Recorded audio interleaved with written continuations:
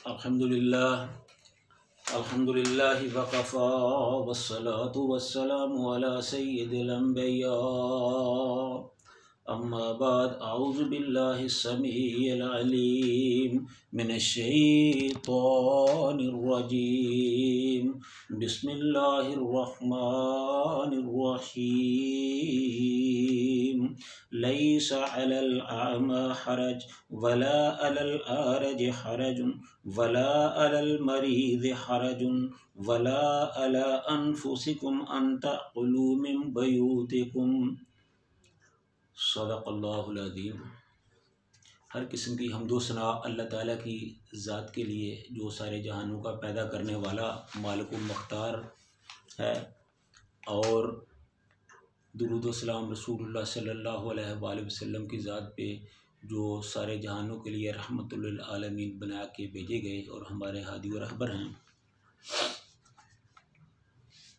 ये आयत सूरत नूर की आयत है, 61वीं आयत है, और अल्फाज के एतबार से ये काफ़ी तवील आयत है। तो हम वक़्त के इख्तिसार के पेश नज़र इसको दो हिस्सों में तकसीम करते हैं। इस आयत का एक हिस्सा जो है वो माज़ूर अफराद के हवाले से है, और एक हिस्सा जो है वो नॉर्मल अफराद के हवाले से है। ये आयत अपने मानी मफ़हूम के एतबार से बड़ी वुसअत रखती है। कई एक तफसीरें इसकी की जा सकती हैं। हज़रत अब्दुल्लाह इब्न अब्बास रज़ी अल्लाह तआला अन्हु फरमाते हैं कि अन ताकुलू अमवालकुम बैनकुम बिल बातिल, के अपने अमवाल को बातिल तरीके से ना खाओ। जब ये आयत नाज़िल हुई तो सहाबाए किराम रिज़वानुल्लाह अलैहिम अजमाइन ने बहुत एहतियात शुरू कर दी। उन्होंने एक दूसरे की दावत जो थी उस पे भी बहुत हद तक आना जाना कम कर दिया, बल्कि इंतहाई हद तक एहतियात बरतने लगे। तो अल्लाह रब्बुल इज़्ज़त ने जब इस मामले को देखा तो उन्होंने इसकी वजाहत करते हुए ये फरमाया कि लैसा अलल आमा हरजुन वला अलल आरज हरजुन वला अलल मरीद हरजुन वला अला अनफुसिकुम अन तअकुलू मिन बयूतिकुम। एक तो वो मुआशरा जो था वो जहादी मुआशरा था। हर मुसलमान हर वक़्त जिहाद के लिए तैयार रहता, अपने कारोबारी सफ़र के लिए निकलने के लिए हम वक़्त तैयार रहता। तो ये जो पीछे मुआशरे में मादूर अफराद थे, इनको बाज़ औक़ात कहा जाते कि ये हमारे घर के जो चाबियाँ हैं ये आप ले लो, और हमारे घर का ख्याल रखना, उनकी ज़रूरियात का ख्याल रखना, और इसके साथ साथ आपको भी जिस चीज़ की ज़रूरत हो खाने पीने की इस्तेमाल की, आप उधर से वो चीज़ ले सकते हैं। तो एक तो मुफस्सिरीन ने कहा कि इस आयत का मकसद ये जो मजबूर अफराद से इनको जहाज़ से मुस्तस्ना करार देना है।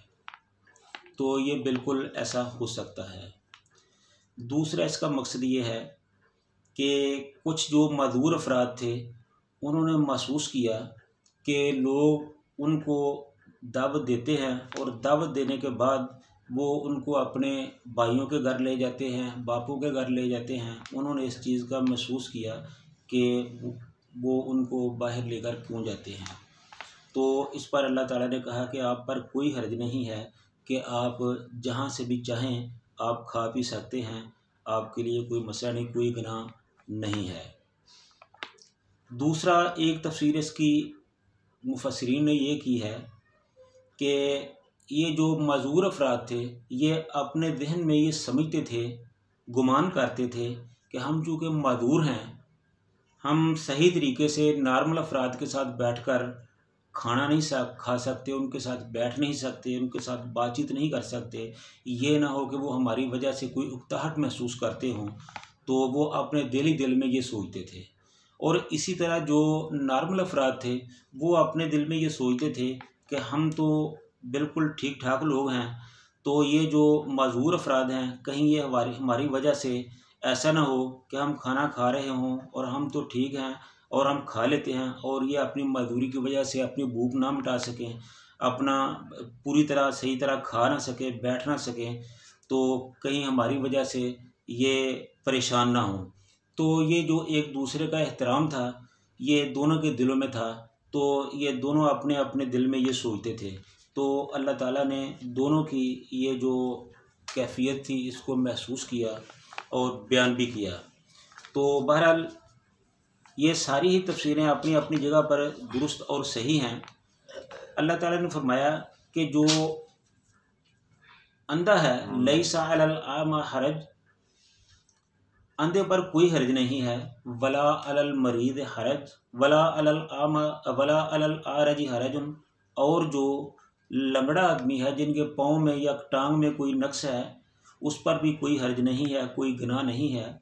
वला अलल मरीद हरजुन, और जो मरीद है उस पर भी कोई हर्ज नहीं है। वला अला अनफुसिकुम अन ताकुलू मिन बयूतिकुम, और तुम्हारे नफ्सों पर भी कोई हर्ज नहीं है कि तुम यानी तुम पर भी कोई हर्ज नहीं है कि तुम अपने घरों से खाओ या अपने दूसरी अजीज़ व अक़ारब के घरों या दोस्तों के घरों से खाओ पियो, तुम्हारे लिए कोई हर्ज नहीं है। तो ये एक किस्म की जो माजूर अफराद थे, वो जो खामखा में एहसास कमतरी का शिकार हो रहे थे, अल्लाह ताला ने उनका इस कैफियत को दूर किया है। और दूसरा, उनको ये एहसास दिलाया है कि तुम अगर जहाद में ना भी जाओ तो तुम्हारा यहाँ रहना, जहाद करने वालों के घरों की देखभाल करना ही जहाद का स्वाब है, तुम्हारे लिए जहाद का स्वाब है। तो इस तरह अल्लाह ताला ने ये बात खोल खोल कर बयान कर दी कि जो मुआशरे में मजूर अफराद हैं उनकी अहमियत, उनकी इज़्ज़त, उनकी कदर व कीमत दूसरों से किसी तरह भी कम नहीं है। वो अपने घर से खाएं या दूसरों के घर से खाएं, उनके लिए एक ही बात है, उनके लिए कतन किसी किस्म का कोई हर्ज नहीं है। वो जी भर के, पेट भर के जहाँ से चाहें खा सकते हैं। उनका एक तो ये है कि कौन पर कोई गुनाह नहीं, कोई हर्ज नहीं, और दूसरा ये कि वो अपनी मजदूरी की वजह से उनको वैसे ही अल्लाह ताला ने यह हक दिया है कि वो जहाँ से चाहें खा पी सकते हैं। और इसके साथ साथ सिर्फ उन्हीं को हक नहीं दिया, बल्कि जो मुआशरे के नॉर्मल अफराद हैं वो खुद महसूस करते हैं कि कहीं हमारी वजह से ये जो मुआशरे के स्पेशल लोग हैं ये हमारी वजह से परेशान ना हों। वो खुद उनके लिए मौके पेश करते हैं कि वो जी भर के खा सकें, पेट भर सकें।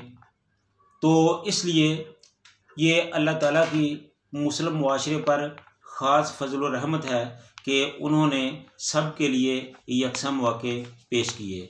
अब इससे आगे अल्लाह ताला ने जो आम लोग हैं उनके लिए असूल बयान किए हैं कि वो अपने घरों से भी खा सकते हैं, अपने बापों के घरों से भी खा सकते हैं, अपनी माओं के घरों से भी खा सकते हैं, अपने भाइयों के घरों से भी खा सकते हैं, और अपनी बहनों के घरों से भी खा सकते हैं, और अपने चचाओं के घरों से भी खा सकते हैं, और अपने फूफियों के घरों से भी खा सकते हैं, अपने मामुओं के घरों से भी खा सकते हैं, और अपने खालाओं के घरों से भी खा सकते हैं।